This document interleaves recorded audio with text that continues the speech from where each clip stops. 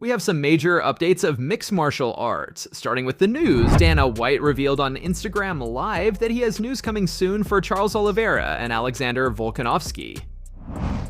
Oliveira versus Volkanovski. We got some news coming out for both of those guys too real soon.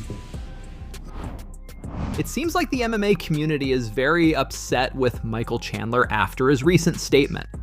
So recently, Chandler made a statement that even though the UFC's got other fights lined up for him, he's holding out for Conor McGregor because it's the biggest fight he could get. First, take a look at this clip. Oh, it's a crazy sport. And yeah, I could have taken another fight. I still right now can call the UFC and say, "What? I'm done." No, Conor, and give me another fight, and they would do it. So, dude, everybody wants to see that fight. I mean, it's when you get into the sport of mixed martial arts, you obviously want to win, but you want the biggest stages, the brightest lights, the biggest names, exactly, the biggest platforms, and it checks all of those boxes. As well as when it's all said and done, if this is a hill that I die on and it doesn't work out well for me, at least I was a man of my word, and I continued to move forward with confident expectancy that this fight was going to happen. And maybe I make a mistake. Maybe people look at me and say, "Man, you woulda, shoulda, coulda." But right now, I feel phenomenal about my decision, and we're going to keep it. Here's how MMA community reacted to this. This might be than life is a Michael Chandler imported kids that are going to his wife when they get older. That's the kind of guy he is. This dude gotta be joking at this point. Is he still waiting though? Reporter straight lying, saying everyone wants to see that fight. Laughing my ass off, dog, shut the f up.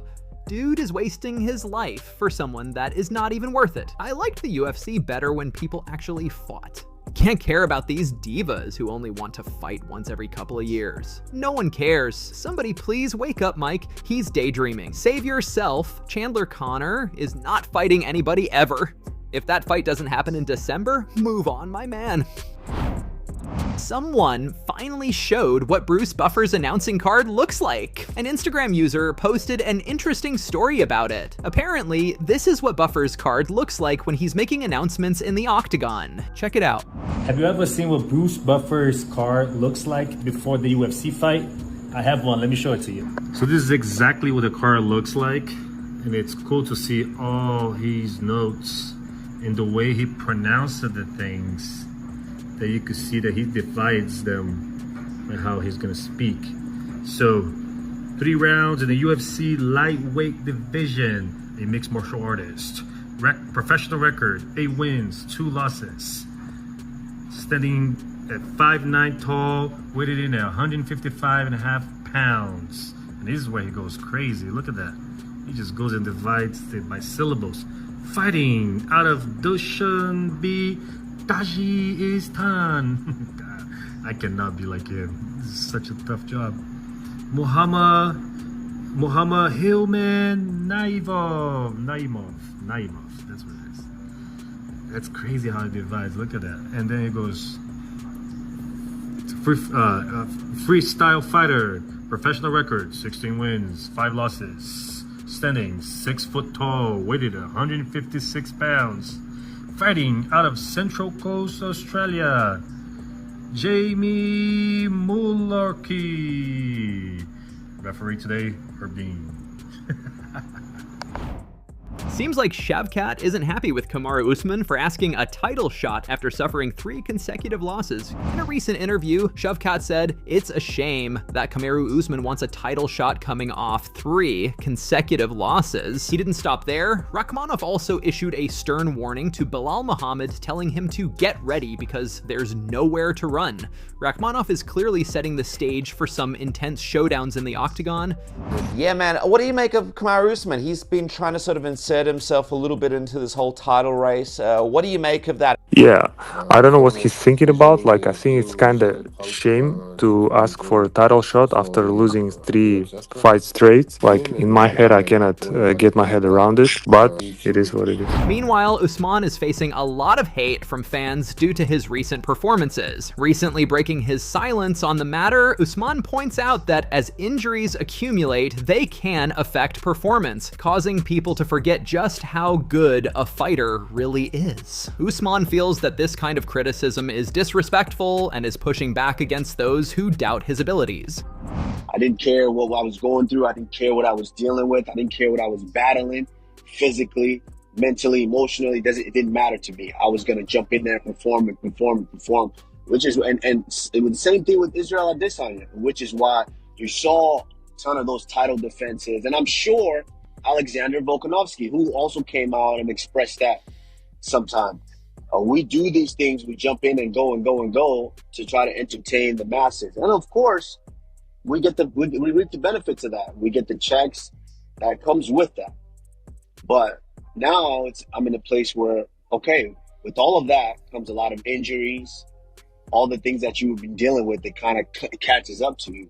And now I'm just in a position to where I'm trying to heal all of that, because you stack up all these injuries over time and it starts to diminish your performances to where people start to forget just how good you are, just how much time you spent building your career, doing the things that made you successful, to where they start saying, oh, he's washed. Well, which is how disrespectful are MMA fans. How disrespectful are they? Oh, he's washed. Oh, he can't do this anymore. He's not that. Oh, they were saying that before Jon Jones came back in there and fought Cyril Gane. They're saying that now. Jon Jones lost his temper with Tom Aspinall. Recently, a video surfaced where Aspinall shares his opinion on the UFC and calls Jon Jones a fight-dodging fighter. Who is the champion of trash talk? I think Conor McGregor. Champion of the walkout? Paddy Pimblett is quite good. I mean, it's fresh in my mind because, a few days ago, I do think he's quite good, yeah. Champion of hard work? I think any champion works very, very hard. Mm-hmm. I know what it takes to work that hard. It's ruthless, but I think, in my opinion, it ain't just about hard work. It's about being smart as well with the way you work. Everybody works. It's easy to work hard. Any idiot can work hard. But GSP is the smartest ever to do MMA. Champion of aura? I'd say Alex Pereira's up there. Yeah. I think so. Champion of fight dodging? Fight dodging? Yeah. Oh, that'd have to be Jon Jones, wouldn't it? Ooh. We know he's trying to fight old man Stipe. Yeah. Well, he's gonna fight old man Stipe, so that's he's the fight dodger around here. Hopefully he doesn't dodge it against you. Oh well, he's gonna.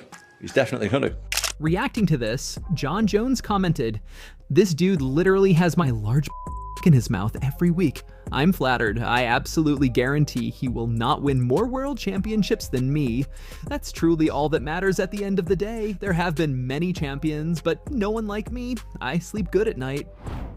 Aljamain Sterling has compared Sean O'Malley to Jake Paul, basically Sterling criticizing Jake for choosing easier opponents. In a recent episode of Nick Podcast, Sterling said the UFC wanted to give O'Malley the best chance to become a world champion by setting him up with favorable matchups. It's similar to what Jake Paul does, stacking the deck to get highlights into easier fights.